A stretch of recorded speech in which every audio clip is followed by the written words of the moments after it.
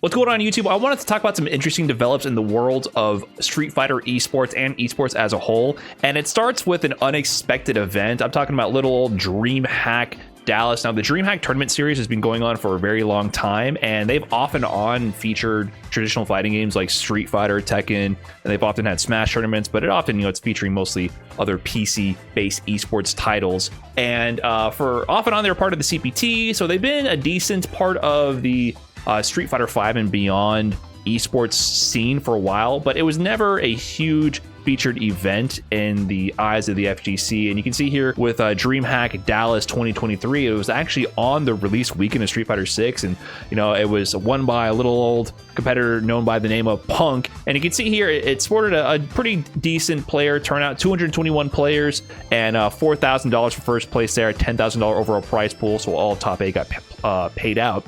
But it was more of a regional tournament. Besides Punk, I think he's the only player who flew in from out of state to attend Dreamhack Dallas in 2023, and Punk took it all. But the rest of the talent there that was competing was all local Texas players, most likely driving out there rather than taking the flight in. But for Dreamhack Dallas 2024, something interesting has occurred, and it's had players from all over the world register to compete at the end of next month, including world-class competitors like Mena RD, NL out of Korea, Big Bird and Angry Bird from UAE, and even on the Tekken side of things, we have Qdans, who's coming out of pretty much semi-retirement or full retirement for Tekken at this point.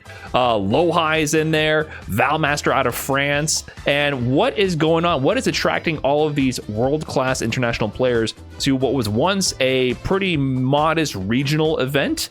Well, it has all to do with money. Money. I mean, you might have noticed there on the registration notifications right there that it is now officially, Dreamhack Dallas is now officially a part of the Esports World Cup and has $50,000 in prizing in 8 qualifier spots to the Esports World Cup. What is this? This came out of nowhere. What is happening here? Suddenly this tournament that went from a $10,000 prize pool, which, if you look back at the prizing, that meant $4,000 for first place and $400 for getting top 8, which is nothing to scoff at. That's a nice payday for playing video games, of course, but it's definitely not the same scale as a $50,000 prize pool for a tournament that is, not of that caliber. This is more money than you would get for most CPT premieres, which had hundreds of players from all over the world competing at the highest level. And it has to do with the Esports World Cup. Now, what is that? So this is part of a bigger announcement of the Esports World Cup, which is featuring $60 million in prizing. Now, the Esports World Cup is part of a larger esports event, a larger esports circuit featuring pretty much every esports title. It's going to be held at the inaugural Esports World Cup, which I assume this is the first one, in Riyadh, Saudi Arabia. So if you guys remember Gamers 8, which was the previous event held for Street Fighter and other events as well, other games as well, in 2023, they gave away $45 million in prizing. Now it's $60 million for the Esports World Cup, so they're upping the ante here, and they're inviting people from all over the world to compete. And it's kind of weird. It's a very strange prizing structure. So 30 million plus for the game championships, which is 33 million for split across 20 games. So if they've divided evenly, the prizing for the actual competitors who qualify for this event and actually compete there would be about 1.65 million per game if they divvy it up evenly. And then they're doing $7,600,000 for the qualifiers for all these events, which is like where the $50,000 for Dreamhack Dallas would come from. Then there's MVP awards where they're just throwing cash at people participating in club championships, which I don't understand what that is, and I'm not even going to get into that. But basically, Dreamhack Dallas has now become a qualifier for this brand new event out of Saudi Arabia, which features this huge amount of money, obviously funded by the Saudi Arabian government, to create this new kind of draw for people to Saudi Arabia and to kind of invigorate the esports scene more so than we've already seen, which they've already been throwing the money around. We've seen that with Gamers 8. We saw how that went for the members of the FGC who participated, but they're doing it again this year. They're doing it bigger. And if you look at the pricing, so what do you get if you compete at Dreamhack Dallas? $15,000 for first place, but it's beyond that. The pricing is split pretty evenly. So if you go down to even top 16, you get $1,000 for top 16, which is unheard of for an FGC tournament. Normally, you either make top 8 or you make nothing. And even then, at some prestigious events that are a bit more old school, if you don't get top 3, you don't get any money. For example, I got top 8 at a CPT Premier 2019 final round, and that had like 600 something participants, something like that. All the international, it was the beginning of the CPT Premier season, and I got 5th place, I believe, at that event, and I made $0 from the prize pool from the event itself. $0. I did make some money from Capcom because Capcom had a flat stimulus package for the Premier prizing, so I made a guaranteed minimum. But final round feature was old school mindset. They only paid out top 3 for the biggest tournament they had there. Only top 3 made any money and got a medal or trophy. I got no medal, no trophy, no nothing for that top 8, which I was very proud of. I got nothing to show for it physically, or anything for the tournament itself. So it shows you the difference in how prizing structure has traditionally been in the FGC. But beyond that, this is decent money for an in-person tournament, and it's motivating people from all over the world to travel, which has been sorely lacking in the post-COVID era of the CPT, because everything is mostly done by online qualifiers. There's 3 offline regionals that they did last year, 3 offline CPT Premier qualifiers, so people did travel to that. But besides that, Evo and a few other key events in between, players are not, booking their flights and going international, but suddenly they're doing it for this one. And it's not just for this prizing, which is pretty good. Like, if you're near this, you might as well go. If you get out of pools, you might get 1K in your pocket, right? It's nothing to scoff at. But what can I win by attending Dreamhack Dallas? The 50,000 prize pool is split up between the top 16, as well as a trip to the Esports World Cup finals for top 8 placements. You don't have to win this tournament to qualify for a potentially $1.65 million prize pool tournament. You just have to make top 8. What?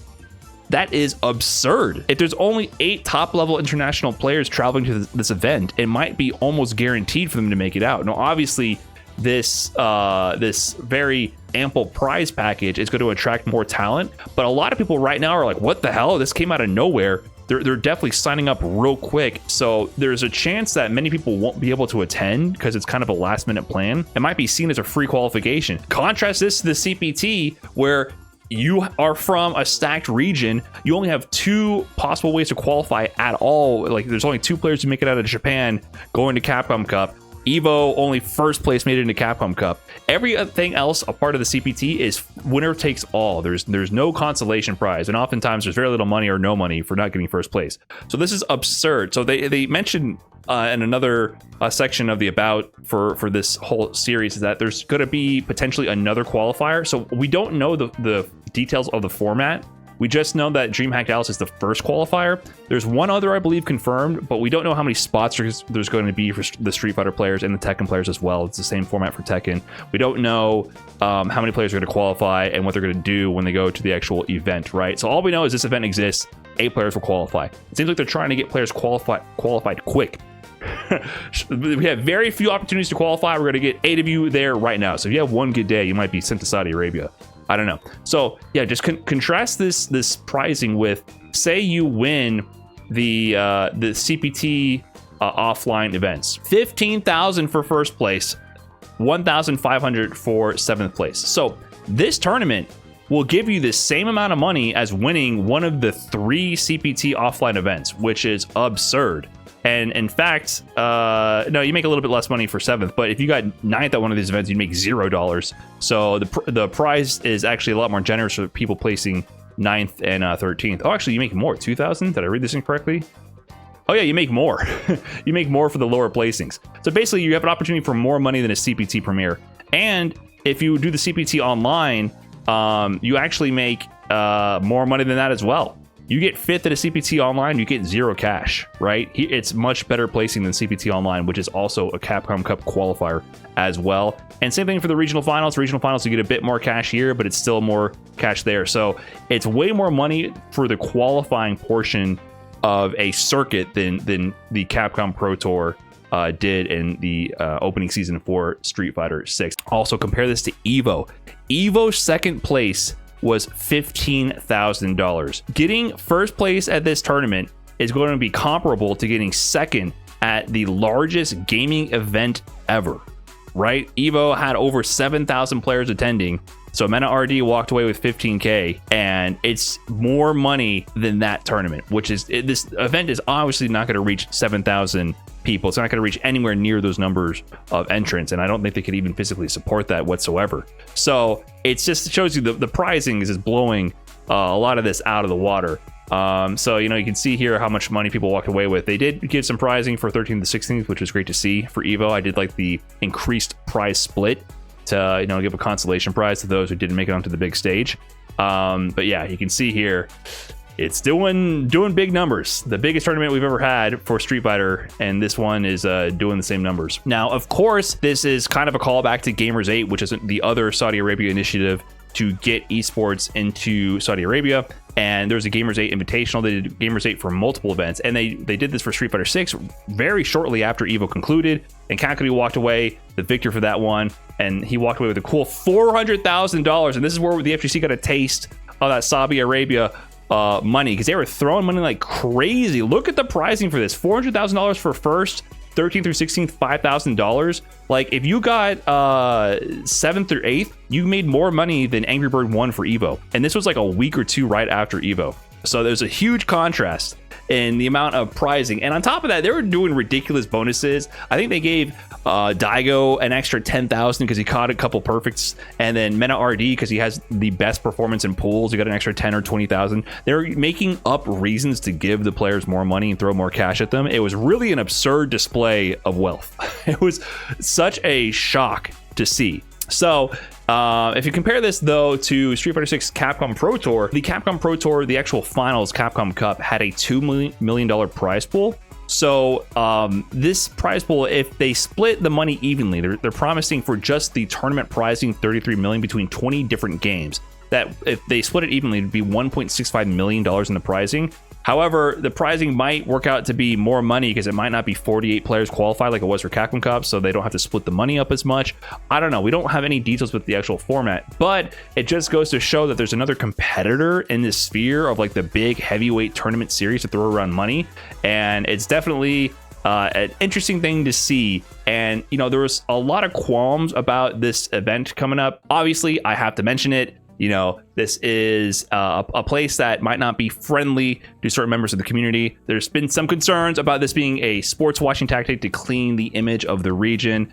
LGBTQ members of the community might not feel very welcome here. I've definitely heard concern expressed about that, about the morality of participating in this event. There's definitely concerns. And beyond just like the country itself that it's being hosted in and the government entities hosting it, I think in general, the FGC is very hesitant, and I think rightfully so, about any larger organization coming in and flexing their wealth. And historically, that has never ended well. We've seen time and time again people with big money come in and they try to show off how much they can support the FGC, and it ends up being events that are, you know, rather lackluster, right? They end up being events that don't cater to the players' needs, have money sourced from very sketchy sources that the players don't want to support, and they end up being kind of like pump and dump schemes, and they don't really support the FGC long term. So people are skeptical, and rightfully so. People have to kind of make their own choices. Players here to make their own choices. Do they want to participate in this event? Is the money worth it to them? Do they have any issues with supporting the source of all this money? It's a very interesting time in the world of esports and sports itself. So this is part of a bigger ecosystem, a bigger push by Saudi Arabia here to become kind of the epicenter of sports entertainment. So they have the money, they're trying to make it happen. I don't have a super formed opinion about this kind of phenomena. It's something I've been very distant to because I don't participate in sports really. So now that it's on my front doorstep, it's something I'm paying attention to more. I will say though that the players, the commentators, the talent participating in Gamers 8, they were all treated with the utmost respect and all had a fabulous time personally. So I can say that at least I think the community was very accepting of Gamers 8. I personally enjoyed watching it. I felt like they let the community do their thing. It was one of the best and most authentic feeling big esports production I have ever seen. In fact, I would argue it felt more Street Fighter focused and esports and community focused than Capcom Cup, right? Even compared to Capcom Cup, I feel like the pacing was great. They showcased the players' personalities. The commentators and hosts were, showing their personalities as well, it felt a bit more fun to watch. If I'm going to be completely honest, and I didn't hear any reports from the players themselves having any kind of issues, but there's still a bigger hand at play behind all this pulling the strings. It's a lot of money, and you have to make a choice if it's something you want to support. And of course, there's questionable morality about money from almost any source, so it's up to the individuals if this is something they want to support or not. But I wouldn't be surprised if people choose not to participate, or if there's some controversy that comes from their inclusion of Street Fighter and other esports. So I think it's going to be something that's discussed pretty heavily going forward. I will say at the local level, Alex Jabali, organizes CEO, he's worked with Dreamhack for a long time, so he's the one coordinating this Dreamhack inclusion as the qualifier for the Esports World Cup. So I think Dreamhack Dallas, the event itself is going to be great. Jabali knows what he's doing. He's been doing it for a long time. So I think at any kind of local participation, it's going to be a great tournament and a great experience. It's kind of more, you have to choose if this is something that concerns you or not. I'm not going to tell you to form an opinion. It's something to look into, I would say. But that's about it. I think this is a really interesting development. I also would say that I enjoy the fact that Capcom is getting some competition, because I am very disappointed by the lack of offline events. And this is providing more high stakes offline events and getting butts into airplane seats to fly across the world to compete with high-level Street Fighter and high-level Tekken and fighting games. So I really do enjoy that aspect of it, because the online-only qualification system, or the 99.99% online-only qualification system for CPT, has been very disappointing to me. I do like the regional representation that they're going for with the CPT. However, it did take away from the offline component of having international mixing competition. So that's something that I definitely want to see more of in the future. And this is an avenue to supply that, right? There's definitely a need for that, in my opinion. So super happy that's actually happening. And, we'll have to see how this all pans out. I will probably be going to Dreamhack Dallas myself. I will probably be participating in that. I'm in Texas, so it won't be too hard to get to. And we'll see how this all plays out and see if another Street Fighter millionaire will be crowned. There's no bug on the wall. Thank you, YouTube, for watching. Let me know what you think in the comments, and I'll catch you next time. Peace.